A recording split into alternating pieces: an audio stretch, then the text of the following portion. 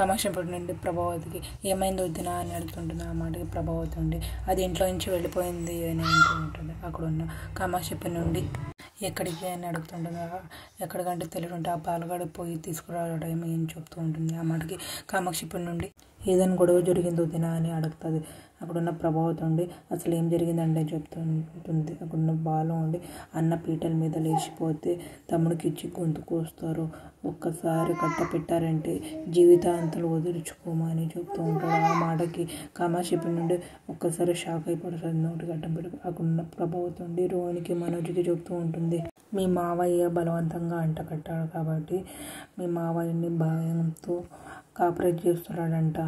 ఇన్ని రోజుల నుంచి ఈరోజు బయట పెట్టాడు అని చెప్తుంటారు. ఆ మాటకి అక్కడున్న ప్రభావతి ఉండి అప్పుడు వెళ్ళింది ఇప్పటి వరకు రాలేదు తిరిగి అని చెప్తుంటారు. అక్కడున్న కామాక్షిపేట నుండి నిన్నో రాగదా వాడేమో పెళ్ళామని సరదాగా చెప్తే నువ్వు మధ్యలో దూరి ఎందుకు మాట్లాడాలని చెప్తుంది. అక్కడున్న మనోజ్ హాల్లోకి వస్తారు. వాడు అన్నందుకు పోలేదు, తోడుకోవడం నవ్వినందుకు అత్త అభ్యవసకి అందుకే వెళ్ళిపోయింది. అక్కడ రోడ్ నుండి మీనా ఇంకా ఇంటికి రాలేదా అని అడుగుతూ ఉంటుంది. అక్కడున్న ప్రభావతి ఉండి లేదు అని చెప్తుంది. అక్కడున్న కామాక్షిపేట నుండి అప్పుడు మీ ముగ్గురికి ఉంటుంది అని చెప్తుంటే అక్కడున్న ప్రభావతి ఉండి ఏముంటుంది అని అడుగుతుంటే అక్కడున్న కామాక్షిపేట నుండి అప్పుడు మీ ముగ్గురు కదా ఎగతాళి చేసింది అని చెప్తుంటుంది. ఆ మాటకి ప్రభావతి ఉండి తనేం చేసింది, మొగుడిని వదిలేసి పోమని చెప్పింది, తనకి పొగరెక్కి వెళ్ళిపోయిందని చెప్తుంటే ఆ మాటకి కామాక్షిపేట నుండి హరవకు గురావించింది, పోలీస్ కంప్లైంట్ ఇచ్చిందేమో, పోలీసులు వస్తారేమో, నువ్వు ఇలా నోరేసి పారేసుకుంటే గ్యారెంటీగా నువ్వు కోడల్ని ఆరాధులు పెడుతున్నావని ఖచ్చితంగా అరెస్ట్ చేస్తారని చెప్తుంటా. ఆ మాటకి ప్రభావితాన్ని అలానే చూస్తుంటా.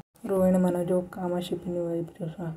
అప్పుడు మీ ముగ్గురికి పిలుచుకుపోయిస్తారని చెప్తుంటుంది. ఆ మాటకి ప్రభావతి ఉండి రోహిణి మనోజ్ వైపు చూస్తుంటా. కాకుండా మనోజ్ ఉండి ఊరుకుండతా ఈరోజు టిఫిన్ చేయకుండా అందరికీ తిట్టిపోయింది మీనా అని చెప్తుంటా. ఆ మాటకి కామాక్షిపేట నుండి తిట్టిపోయిందేమో, అన్నిటికీ తెగించిన మాట, ఎలాగో కేసు పెడుతున్నాం కాబట్టి వీళ్ళు ఏం పీక్ అని వద్దులే, వీళ్ళు ఏం చేస్తారని అందుకే వెళ్ళిపోయింది అన్నమాట అని చెప్తుంటా. ఆ మాటకి ప్రభావతి ఉండి తనకు అంత ధైర్యం లేదులే అని చెప్పుంటుంది. ఆ మాటకి కామాక్షిపేట నుండి ఈరోజు అందరికి తిట్టిందంటే నిన్ను కూడా కలిపి తింటున్నది కదా అని చెప్తుంటుంది. ఆ మాటకి ప్రభావతి ఉండి అని ఆలోచిస్తూ ఉంటుంది ప్రభావతి.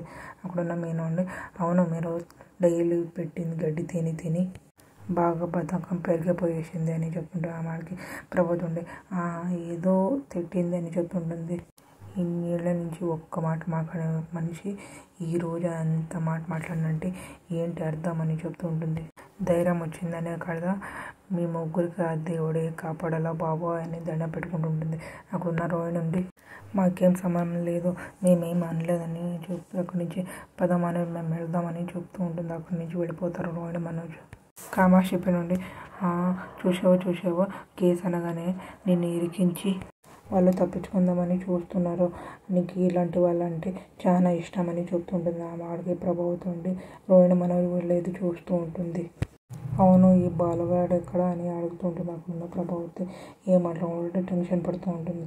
అక్కడున్న బాలు ఫ్రెండ్ నుండి పూల కొట్టు దగ్గర కైమత్ దగ్గర వస్తూ ఉంటారు. అక్కడున్న బాలు దిగి అడుగుతూ ఉంటాడు. హలో అక్క అని అంటారు. అక్కడున్న ఎక్కండి బాలు బాగున్నావు అని అడుగుతుంటుంది. అక్కడున్న బాలు నుండి నేను బాగున్నానక్క, మీనగిన ఇక్కడ వచ్చిందా అని అడుగుతుంటాడు. రోజు వచ్చి కొంచెం కబుర్లు చెప్పి వెళ్ళేది, ఈరోజు మాత్రం రానేలేదు అని చెప్తూ ఉంటుంది. ఆ మాటకి బాలు ఉండి ఒకసారి బాగా గుర్తు తెచ్చుకోక అని చెప్తుంటే ఆ మాటకి లేదు వాళ్ళు వచ్చింటి చెప్పేదాన్ని కదా, చాలా గుర్తుంది, ఈరోజు మాత్రం రాలేదు, ఏమైంది బాలు అని అడుగుతూ ఉంటుంది. ఏం కాలేదక్క, ఫోన్ కలవట్లేదు, ఈ సైడ్ గీన వచ్చిందేమో అని అందుకే వచ్చానని చెప్తూ ఉంటాడు. రాలేదని చెప్తుంది కదా, వేరే దగ్గర తెలిసిన వాళ్ళ దగ్గర వెళ్తుంది చూద్దామని చెప్తుంటాడు. అక్కడున్న చెప్పి వెళ్ళిపోతూ ఉంటాడు. పైకిలో ఉన్న పండ్ల దగ్గర మీనా వచ్చిందని అడగకుండా లేదు బాలు అని చెప్తుంటే కనిపిస్తే ఫోన్ చేయని చెప్తుంటుంది. అక్కడున్న బాలు ఫ్రెండ్ నుండి గుడికి వెళ్ళి గుడి దగ్గర నిలబడి దండం పెట్టుకుంటూ ఉంటాడు. బాలు నిన్ను ఎలా అడగాలో తెలీదు, మీనలాగా నాకు పూజలు చేయడం పూలు దండం పెట్టుకొని నాకు రాదు, ఒక టైంలో నేను దేవుడిని నమ్మిన కాదు, దేవుడిని నమ్మేలా చేసింది మీనా, నేనేం తప్పు చేసినా నాకు తెలియదు కానీ మీనా కనిపించట్లేదు, చూస్తున్నావు కదా, తన కోసం పిచ్చోళ్ళలాగా తిరుగుతున్నాను నేను. ఎవరు అడిగితే కూడా చూడలేదని చెప్తున్నారు. నీకు మాత్రం ఎక్కడుందని తెలుసు. నువ్వు మా సంతోషాలతో బాధలతో నువ్వు ఆడుకుంటుంటావు కదా. నువ్వు మంచుడికి మంచి జరుగుతుందని మా బామ్మ చెప్పింది. ఎందుకు ఇప్పుడు ఇలా అయింది? తన ఒక్క పూట కనిపించకుంటే నాకు ఒంటరితనం కనిపించినట్లు అవుతూ ఉంది. ఎక్కడికి వెళ్ళింది? తను నా మీద కోపంతో వెళ్ళిందా, ఎక్కడికి వెళ్ళిందా అని అర్థమే కావట్లేదు. పిచ్చి పట్టినట్టు అయింది. మనకి ఇష్టం వాళ్ళు తిట్టేటప్పుడు మాకు తెలీదు. వాళ్ళు దూరం అయిపోయినప్పుడు అప్పుడు మాకు అది బాధ తెలుస్తుంది. అది ఇప్పుడు నాకు అర్థమవుతూ ఉంది. నేను ఇప్పుడు తనని పల్లెత్తు మాట కూడా అన్నాను. మీనా నా దగ్గర ఉంటే చాలు, ఎక్కడుందో నా దగ్గర పంపించు స్వామి అని చెప్పి అక్కడి నుంచి వెళ్ళిపోతారు. కామాక్షి నుండి ప్రభావతి చుట్టూ తిరుగుతూ ఉంటుంది సోఫా దగ్గర. అక్కడ ఉన్న కామాక్షి నుండి అంతా అయిపోయింది అని చెప్తుంటే అక్కడ ప్రభావతి ఉంది. ఏమైంది? నీ మర్యాద, నీ గౌరవం అంతా మంట కలిపిపోతాయి అని చెప్తుంటుంది. కడుపుతో పెట్టుకుని చూసుకున్న కోడల్ని పొట్టన పెట్టుకున్నావు అని లోకం అంతా వీళ్ళైతే చూపిస్తారు అని చెప్తుంటుంది. ఆ మాటకి ప్రభావతుండే అలానే చూస్తుంటుంది కామాక్షి వైపు. సబ్జెక్షన్ మీద నేను వెలివేస్తుంది. నీ చేతికి గాజులు తీసేసి ఏనుగు సంఖ్యలు వేస్తారు నీకు అని చెప్తూ ఉంటుంది. ఆ మాటకి ప్రభావతుండే అని షాక్ అయిపోతుంది. కటకల దాంట్లోన నెట్టేసేస్తారు. ఈ రోజు నుంచి ప్రభావతి సంఖ్య తీసి మూసి పడేసేస్తారు అని చెప్తుంటుంది. అక్కడ ప్రభావతి షాక్ అయ్యి లేచి నిలబెడుతుంది. ఏంటి కామాక్షి, ఏం మాట్లాడుతున్నావు నువ్వు? నేను అంత దారుణం చేసినానా? కాఫీ లేట్ అయితే కసురుకున్నాను, భోజనం లేట్ అయితే విసుక్కున్నాను. నువ్వు కనుక్కున్నావు, విసుక్కున్నావు, చిరాకు పడ్డావని ఎవరికి కావాలి? అత్తగారింట్లో కొత్త కోడలు మాయమని ఒక్కో మాట చాలా తింటే అరబట అని ముగ్గురు ఆత్మహత్యని చూడలేదు ఏంటి నువ్వు? అత్తగారి హింసని తట్టుకోలేన ఒక యువతి భరణమని వార్త చూడలేదా, చదవలేదా అని చెప్తుంటే ఆ మాటకి ప్రభావుతుండే చిచి అలా మాట్లాడుతున్నావు. అది అంత పెరిగేదాన్ని కాదు.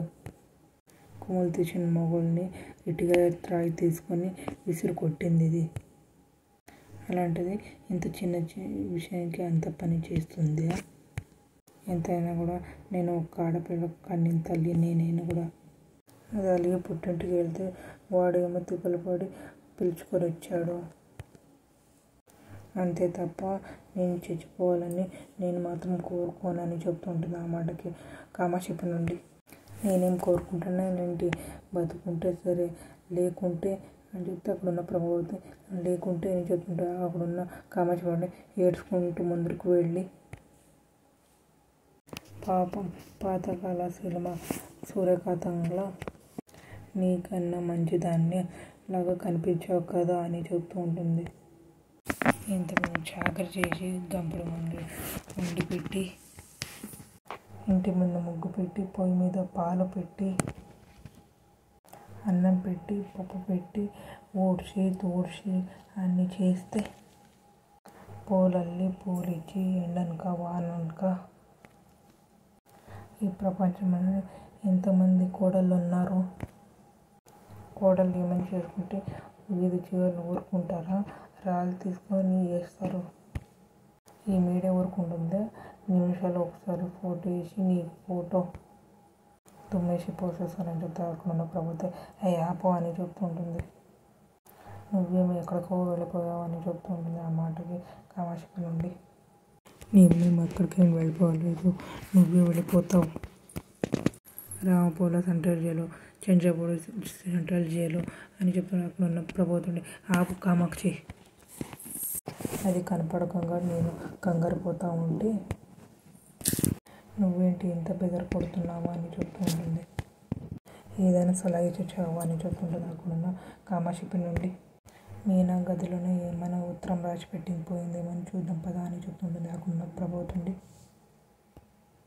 ఉత్తరం రాసి గదిలో ఎందుకు పెడుతుంది, పోస్ట్ దాంట్లో వేసుకోవు కదా అని చెప్తుంటుంది. ఆ మాటకి కామాక్షి నుండి ఇది ఉపలకుశలం ఉత్తరం కాదు, నా చావుకి మా అత్తే కారణమని రాసి పెట్టిన మనలో వాగ్మూలం అని చెప్తుంటుంది. అక్కడ ప్రభావతికి టెన్షన్ అలానే ఉంటుంది.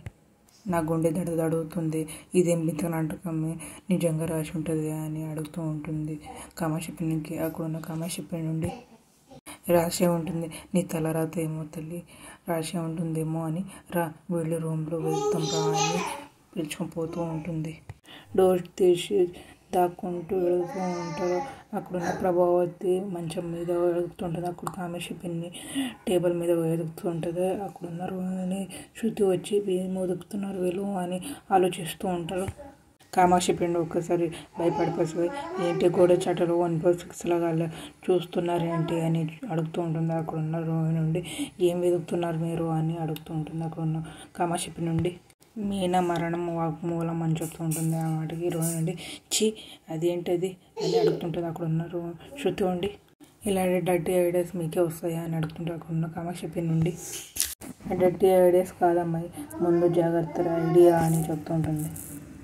మీనా ఏమని చేసుకున్నామని డైరెక్టర్ రాసిపోయింటి, అప్పుడు మీ తప్పని గోవింద అని అంటుంది. అక్కడున్న ప్రభావతి ఉండి అబ్బా బెదర్ కొట్టుకే ఫస్ట్ ముందు వెతుకు అని చెప్తుంటే అక్కడున్న కామాక్షి పిన్ని వెతుకుతాను అని చెప్తుంటుంది. అక్కడున్న కామాక్షి పిన్ని నుండి మళ్ళీ మీరు కూడా వెతకమండి అమ్మాయి, నిలబడి ఏం చూస్తున్నారని చెప్తారు. అక్కడున్న రోహిణి శృతి కూడా చూస్తూ ఉంటారు. ఆ పక్కల శృతికి ఒక పేపర్ దొరుకుతూ ఉంటుంది. అక్కడ వాళ్ళ అత్తకి ఆంటీ అని పిలుస్తుంటుంది. ఏంటి అని ప్రభావతి అడుగుతుంది.